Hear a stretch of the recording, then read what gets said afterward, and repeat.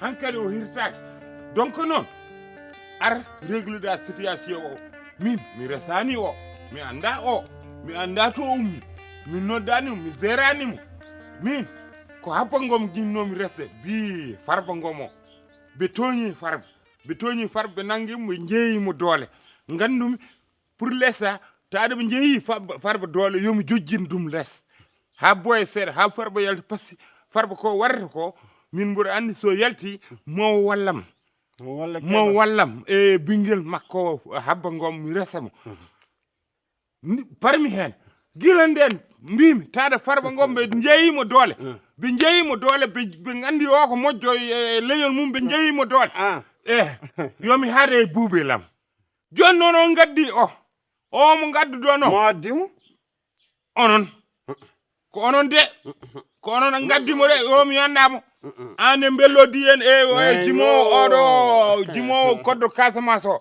ganda ko diddaɗo Casamance o ari ɗo fuure omo yeeye ɗo ko fulaɗo o jeeya ko diddaɗo toon amin gandi fof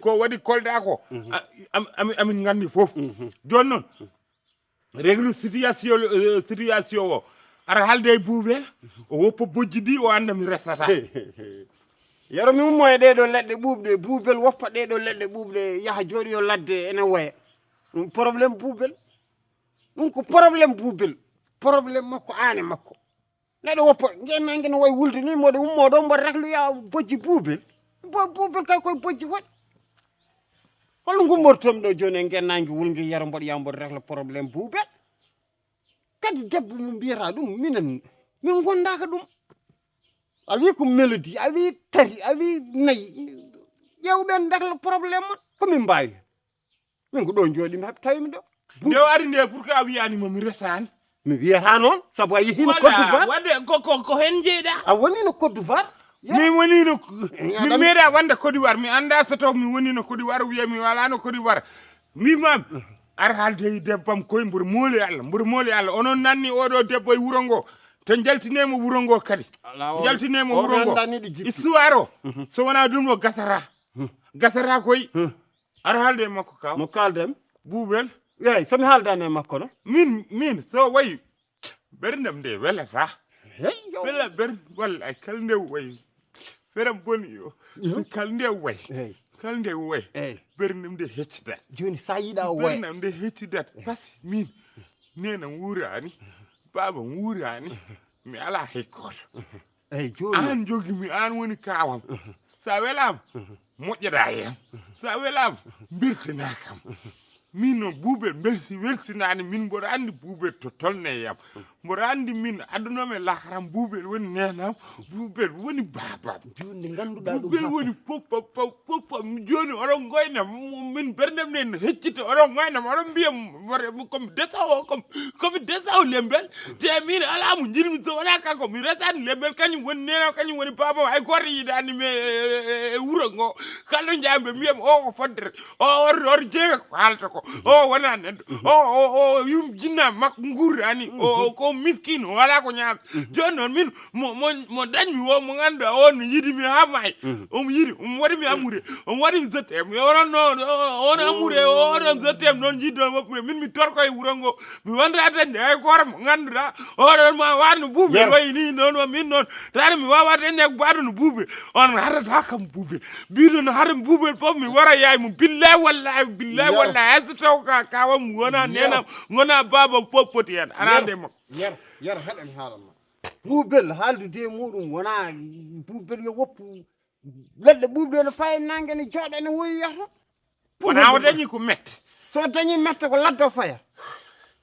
won kay sirani to woni to en poɗɗa ko ƴeewo debbo ma guila wartade toon ni bone mbaɗa o wordani omone damal galle ɗo e lekki damal holɗon damal galle oɗo an wona addan ɗo no mbi mboɗo yiide ɓinguel ma faama holko mbiɗa mbinde faama mi restata ɗum par ce que te ko bi kawam hor jun mboɗo foti resdemo hor jun kono nangirɗon kam comme foddere hoya hakkilam heewan sinno mboɗo jogino kalis mboɗo yaha France mi yaha France mi arti mi jogui kalis mi jogui bâtiment uji wallahi ko an forçatami ɓinguel ma walla a forçat kam yomi resu kadi duttoɗa mbiyam yo mbiya yomi jewanema hen tokora ɗum mboɗo andi fo yar heɗen haalama faama kam haktu ubba gasata wonata faama wi ko woni mo yiɗata kan ɓennama ɓennden ɗon buubel woni debbo ma ƴewno jogoriɗa buubel wadde a haalde makko koy kadi ala mi wawa wasde buubel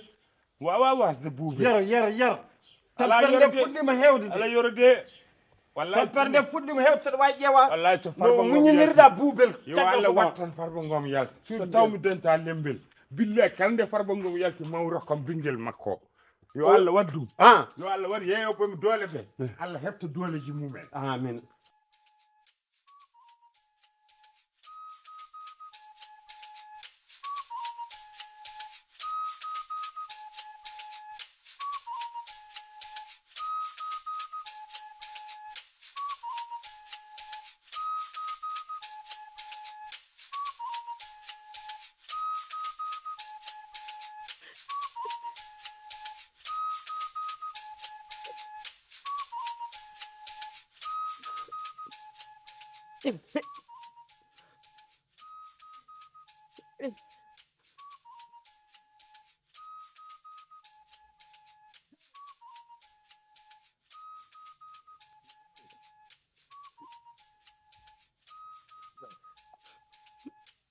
jor haldayma jor ka jor ses jor buubel jor tan jor ses buubel ko woni anda ko woni ko woni ka oɗon mbaɗi me ɓundu jahannama mbiya anda ko woni ɓundu jahannama ko woni hol probléme ma hol caɗele ma buuɓe o wi caɗele makko mbeɗa wona mburu ko mbule haalnimama wona mburu tottatama mburu mi haalnimama to wona mburu so ala mburu omo waya kono wona mburu o tagi mo wayde hande joni wona bojji mburu ko bojji hollum ko bojji par ce que an e pullo Casamance o e oro bellori on gaddi do debbo Touba mo gadduɗo no gila hey canke no mbirmami ni omonni o wi mi resan min mi wima mi resani mi halni momo mi resani hande mi resani jango mi wimo ko bi farba ngom jinnomi resde laamu ngu jeeyimo doole taade laamu ngu jeeyimo doole bi Allah tan jogi doole nde Allah artiri doole farba fof mi yaha mi resa habba ina jiide o Touba est ce que ɓe jiidi joni noon o wi komi desowo joni habba yo ɓi farba yo Allah yamirani yo hakkude ma e buubel Allah yamiri voilà hakkude ma e buubel ko ɗon Allah windi voilà ɗum mbimomi ɗon seeren ɓe nduwi gasi ani ɓi farba a heɓani ɓi farba yeehi ko yeeyama doole yo Allah artirmo e dow jaam kadi ma Allah hokkumo jaam farba ko waɗanno ko wallahi Allah yaltintumo e dow jaam joni noon o kay kam ko won debbo ma tinani goɗɗo a wawa kam funtude min a wawa kam funtude mi wona wona futti hol funtude o haalnima mi komo resani kalata debbo kam dewal garngal galle ñandel ngal aɗa welno kam debbo oɗon ko debbo makko par ce que yeehiɗo Côte d'Ivoire eyyi o yehino Côte d'Ivoire joni minen jiɗɗon ko nadde hakkude men yaro ono hol mbiɗom ko desɗom Aissata Guissé wi kam noon hol Aissata Guissé ko barɗino yam Aissata Guissé ko fenode ɗum mbimom arde Aissata Guissé meldi en fof ko fenode ɓe fof ko fenode koɓe kalata ko meeɗa wonde gonga joni aɗa ko woni haala ga minen min jahat farese min jalta ɗo comme ka min ɓittini on haɗo ƴewana faraysi buubel faraysi hoto ndewata ha jaha faraysi Dieynaba Kebe yiɗi nawde min Dieynaba Kebe woƴi ɗon ko hoore mum Sénégal hande welani min jahat Sénégal Dieynaba Kebe Dieynaba Kebe mo haalata o gorko mum nana to Arabie Saoudi ko sehil Coumba Sarr tano Samba woni gorko makko tano Samba omoni on wawa nawdema France o wawa nawdema hay Wourossogui o wawi par que nawrama o yiɗi ko serdema yaro o yiɗi ko serdema yaro sa yeehi joni on jeehi ha yeru wiyama yahata ruttirnama ana yeehi wona ɓe dañat sago mabɓe o won ko fewjantam wona nden mi refat français buubela tan jehen nen tiggo cubbu wi nen tiggo cubbu wi sen gari ɗon a resta limɓe ay goto ƴewran ɓe ƴewanma golle hoto haal ɗum golle kay nanɗo golle nanɗo mbiyata golle nanɗo aɗa jehen jiɗi fundudemi ala har min jeeɗiɗi aɗa jehen mi kamar kefti adunam buubel o ceernigam e yiddam wonnano jehen honan yiddum monannano jehen yiddam e yara bonnuɗa on wona komi garan ɗo yiddam Omo yiddam nanema ha jang wona yiddam nanema ha jang umu koten jeynam keɓe nawaren France ñehen toon jeynam kay jarama kay jarama kay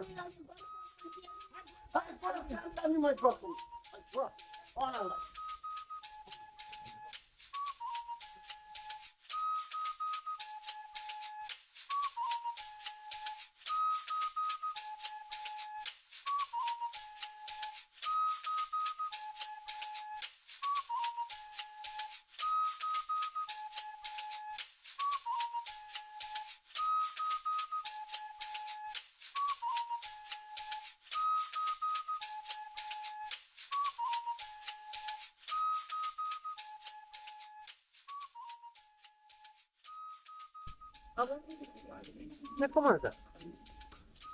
Oui, mais tampu. Comment? Tampu, telle sorte. Non. Mi fama haala Oui. tollo Mi tampi. eyi Hanki jemma fof o debbo ɗanaki. mbiɗa ko Omo wulla. Ha yimɓe sare maɓɓe noddi kam. omo woya Ayyo. ko mbiɗa noon Et puis ko ɓuri hen musde omo woya, omo haala. Dekete ko woni genne makko won joom galle makko. ko gonga de O yero ɗakkitiɗo ɗo. mais kanko kam ne jiirumomi ni gani mais ko gonga e mabɓe de Mi tampi. mais pourquoi Hay oɗo- joom galle ɗo o wonɗo on énervique. A famata? mais joni min woni famani comment genre oɗo yero pourquoi mo genre min mi famani ɗum quoi omo heewi chance de o No, debbo mbaɗi ni tan ara tan hangue e neɗɗo comme ni te kanko o jaɓani ɗum min woni mi famani Neɗɗo a wondani e hakkille ma holno jaɓirta hunde. Yero ko famani sa yero anda sa holko wona honɗum wona. O famani. kam mataw ko ɗum ɗoji mabɓe ɗi mbadda Yero sellani. Buɓel sellani. Oɗo o garɗo ɗo o kadi moylon. en tout cas Nayi ɗi gardaɗi. ɗum haawi kam men Hanki mbimami hanki billahi wallahi. Ton makko noddi kam. Ɓe noddi téléphone makko mi ƴefti téléphone o mi haali ɓe tawi ko mawɓe après mi expliqué ɓe. non mais min guila eɗen goni toon no jiimi réaction makko ne haw maɓɓe e makko mbimami boy Ko kanko ko ko yero kanko. woni joom galle makko. mais min ɗum haawi kam haaji ko chance walla holɗum mo yiye oɗo hawmo hanga e To, makko ko andi aussi yero nani wano avant de immanode ɗo ya hawmo Côte d'Ivoire. eyi O nani o wano taw mo selli de. ah Yero no selli de. konko wawata hebdemo kanko haw wayni Je ne sais pas. mais an wadde walla ƴetta boyo comme yero yiiɗa boyo ƴettamo an déjà a jokkodire e makko Min. eyi walla a susa a susa yero Yani ko woni caggal am ko mbiya yomi ƴeftu goɗɗo. mais an a huulani ɗum an ka jantan awa ƴettude boyo Accu kan haala walo mi susa ɗum. boyo Boyre no. affaire mawɗo Wara jel.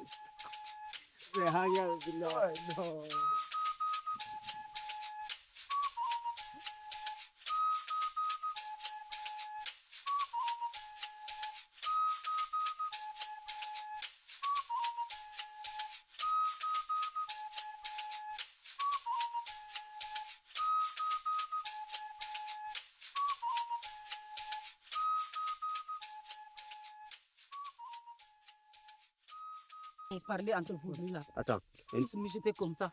maintenant attends t'as insisté n'est-ce pas t'as insisté pour un retour là-bas t'as vu la fois passée c'était trop hein et puis toi il faut que tu saches que Yoro là cet Yoro là il n'est pas le même Yoro qu'avant il est devenu fou maintenant je ne sais pas avant comment il était mais maintenant il est fou mais tu insistes on va essayer de régler ça mais doucement tu vois boy halan boy pour yo war c'est Assimi. man dum ninde quoi Assimi.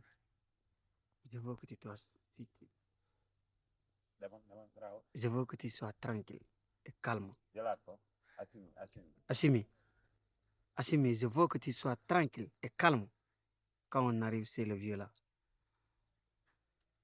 c'est pas avec le bavardage là qu'on va régler les choses. Fais doucement. Après, tout va régler. Mais si c'est comme ça, tu risques d'avoir problème. Vraiment. Vraiment. Écoutez-moi. Moi, je sais que la dernière fois, c'est pas la même chose avec aujourd'hui. La dernière fois, je suis venue. Je ne pensais même pas que c'était lui parce que vous me montrez beaucoup de héros par lui. Tu sais que pourquoi nous sommes là aujourd'hui? Tu sais que pourquoi nous sommes là avec toi? N'est-ce pas, tu m'écoutes? Si je t'explique, tu vas comprendre, non? Parce que tu nous as fatigués de pleurer à la maison. Et c'est pour cela que nous sommes là avec toi. Mon frère, mets-toi à ma place. Non, non, non, non. Mets-toi à ma place. Si ton amour ne te reconnaît pas, tu vas réagir comment? Tu vas rentrer chez toi dormir. Moi, je suis restée longtemps, j'ai cherché. J'étais même désespérée. Et maintenant, je vois mon amour, je reste comme ça, les bras croisés. Non, non. La dernière fois, je l'ai vu. Je sais que j'ai fait quelque chose que vous n'aimez pas. Parce que peut-être que lui, il a des dépressions ou il a quelque chose comme ça. Mais il n'est pas fou. Comme vous le dites là, il n'est pas fou. Quelqu'un peut avoir des dépressions. Mais aujourd'hui, ça ne va pas être la même chose. N'est-ce pas? Donne-moi seulement ton oreille là. Tu m'écoutes très bien ce que je vais te dire. Moi, Assimi, je ne suis pas folle. Si lui, il est fou, peut-être qu'il lui a donné quelque chose. Je suis revenue ici pour parler avec lui. Et pour régler les choses. Parce qu'il faut que mon amour la revienne à moi ici. Il faut qu'il revienne à moi. Il n'est pas fou. Ah, toi, si tu as des dépressions, tu vas même déconner, tu vas même parler de n'importe comment à quelqu'un. Et après, quand tu termines avec ça, tu vas demander pardon, non? Lui, il n'est pas fou. Faut pas dire mon mari qu'il est fou. Il n'est pas fou. Je n'aime pas ça. On va rentrer, moi je vais parler calmement.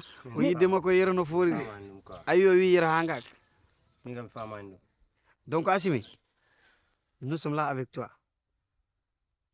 On va partir chez le vieux. D'accord. Pour qu'on essaie de régler les choses. Doucement. Doucement et calme. Voilà. Mais pas avec le bavardage. D'accord, mais le mot fou, il ne faut pas utiliser. Non, écoute-moi. Si tu bavardes, on te laisse là-bas. Et nous, on va sortir. Carrément. Ça, c'est problème. On va partir. Il n'y a pas de problème, je dis. Pas de problème, pas de bagarre. Fais doucement. J'ai dit la dernière fois, j'ai déconné. Ne l'appelate pas, ne l'appelate pas.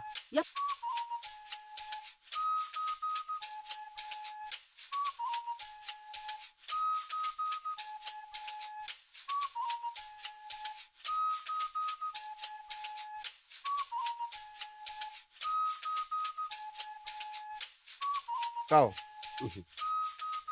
ko sabu adi men do. Gili nyande men giwno do. Ha hande. Oro kan men jam. E boji o woni. Boji Mo wulla. moye Wallahi. o tigi. debbo mawɗo poɗɗo ni so woyi Ala wona debbo mawɗo. Anne o kay immima Côte d'Ivoire ari ha do. Mo yilotono o yimo.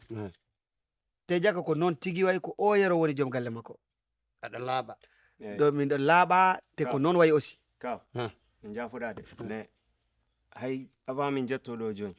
Min joddi men makko ha pour l'air min namdi mom. Min namdi mom so tawi c'est sûr omo yenna so tawi o woni mo yi o yero oɗon o haalata. Hay wona ɗum on ñan darga mawɗo. an yer meeɗi resdema an Yaafo min kalnama ko laaɓi.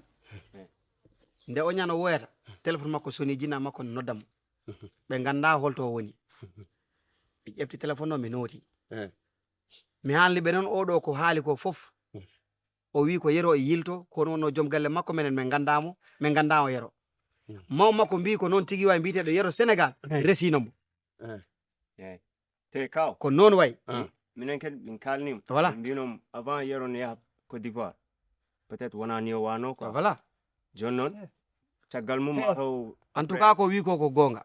Ko yero mo ma won joom galle makko. heɗen haalanma Ɗum ɗon joni ko ma ƴeewen solution. solution daroto Par ce que oya miijaki darde fodde. ay onon darde ay onon ko pewjo ton ko wona noon arde tan wiye ko ɗum wona noon to Bismillah. wona on mon an yer hor yer resma yer meeɗi resdem Wona nane pular no feewi. yer meeɗi resdem Je dis, Yero, c'est mon mari. yero ton mari toi Oui, c'est mon mari. c'est mari toi C'est mon mari, papa. yero ton mari où est le papier Quel papier? et papier yer mari avec toi y en a pas de papier Quel papier? papier marié Lui, on était sur le démarche des papiers. C'est lui qui est parti. On ne sait même pas où il est rentré. Où est l'autre papier, le papier mosquée? Il y avait mosquée. Nous, si on fait mariage, tous les vieux partis au mosquée. Où est le papier mosquée? Non, chez nous, on ne fait pas ça. Ah, On ne fait pas ça. Eh. Mais le papier qu'on devait faire pour la mairie, c'est lui qui est parti. On lui a demandé un papier. Il est parti, il m'a dit qu'il va partir chercher ça. Depuis qu'il est sorti, jusqu'à présent, je ne l'ai pas revu. Après, j'ai entendu qu'il est parti, qu'il a quitté même le pays. Écoute-moi. Il n'y a pas de papier gendarmerie, il n'y a pas de papier mosquée, il n'y a pas des enfants, il y aurait mon mari. Et quoi là? C'est comment? Comment le mari? Si ce n'était pas mon mari, comment je vais le voir maintenant là? Je dis que c'est mon mari. Ça, On peut pas prendre quelqu'un qu'on ne connaît pas. Non. Lui, il me connaît très bien. Est-ce qu'il te connaît? Il Encore, Yero avant et Yero, pour l'instant, c'est un autre Yero qui est là. C'est quoi la différence, papa? C'est quoi la différence? Yero, en ce moment, Yero est devenu fou. Tu n'as pas vu ça? Comment il est devenu fou? Ah oui, il est devenu fou. Si je comprends.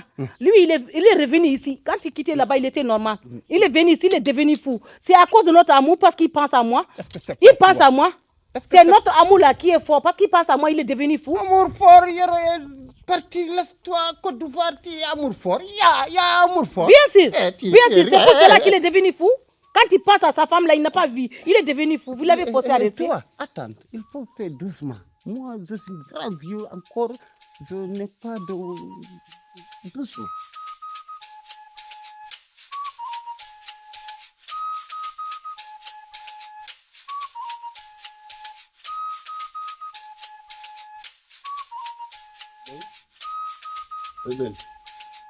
Wana men garti kadi, wana men garti kadi. Ko battaron? Omon? Yaro? O arti? Walla mbima ɓe garti? Wana on garti kadi. Tu me salues pas. Quoi? Il faut me saluer au moins. Pourquoi je le salue? Pourquoi je le salue? C'est moi ton amour, non? Si tu me dis c'est je le casse le gueule. Si tu me dis c'est le mari, je le casse le gueule. Je n'ai pas le mari, je n'ai pas les femmes. Moi, Je n'ai pas le Côte d'Ivoire. je sais que tu rigoles avec moi. Je rigole, il n'y a pas Je sais que tu rigoles. Wallah, mi dois mbaran mi maman. Je n'ai pas le mari. Tu te rappelles, hein? Je rappelle Il faut se rappeler des années. des Il faut années se les rappeler quoi. tout ce qu'on a Les passé quoi, c'est ensemble. les années. Toi et moi. Quoi? Toi et moi. Ce Quoi? qu'on a passé ensemble. C'est que le passé quoi? Ah, Qu'est-ce qui est passé? je sais que tu étais là, tu fais semblant d'oublier, mais tu n'as rien oublié. C'est le quoi les oublier? Tu n'as rien oublié. Je ne salue pas, sortez dans la maison Il faut sur me saluer au moins. les maisons de la Kawa. Tu m'as trouvé ici, il faut me saluer. Je ne salue pas. Assimi. Tu es le qui toi? Assimi. Je ne salue pas. Tu es Doucement. le qui? Assimi, D'accord. doucement. Merde, doucement. je salue. D'abord, c'est bon. Merde, je dis. Merde, je ne salue pas. Assimi. Je ne salue pas. On va parler après. Assimi. Je ne parle Assimi. pas. On va parler Je après. parle pas. Assimi. Peut-être il y a quelque chose, mais Je tu vas parle parler. pas. Je parle pas. Tu vas parler. Je parle pas. Tu vas parler. Doucement. Doucement. Porte les amours. Porte les amours, c'est comme ça. Yaro? Yaro? Ah? Yaro jilmi ko njeewa. Yaro? Ayi ɗum ɗo? Tolnima ɗo ganduɗa yaltinde hen hoore mum ene weeɓi ha maayi. Sabu Côte d'Ivoire a yehin toon a yejjit. No ko man jaanoo toon. Eyyo, ay ñande jahata Côte d'Ivoire. Finde mum ni ko Aliou Dembourou Sow responsable politique. Aliou Dembourou Sow kañum waɗi biye ma ha jettiɗa Côte d'Ivoire. Mboɗo anndi Aliou? Aɗa andi Aliou Mboɗo anndi Dembourou? Aliou? Kañum waɗanma biye ha jettiɗa Côte d'Ivoire. An wi aɗa yiɗi ɗannade porsuɗami ɗo. Ewa mi ala doole. Mi anda Côte d'Ivoire biye no foti. Jaɓɓumi koyɗam anani jaami to Aliou Dembourou. Kalam mi ɗum mbi sa fini yar ndawa biye ma nan jooɗi. Tottuma biye tottuma jooɓari ha jettuɗa Côte d'Ivoire kadi nelduma ko liggoriɗa. A yejjittam. Mi siftoraani. A siftorani Mboɗo ɗum. anndi Aliou kono mi annda ko kantarɗo henne ko. Aɗa anndi ko woni kam? Be jaltat galle o. Ala. Satti Ala. jaltat galle o. Ala. An ko mbaɗa comme no capato perduɗo en. Yaro. An ka pullo Casamance mi annda Yaro. ko ka pullo Wourossogui mi annda ka pullo Raning. Yaltu. Kaw.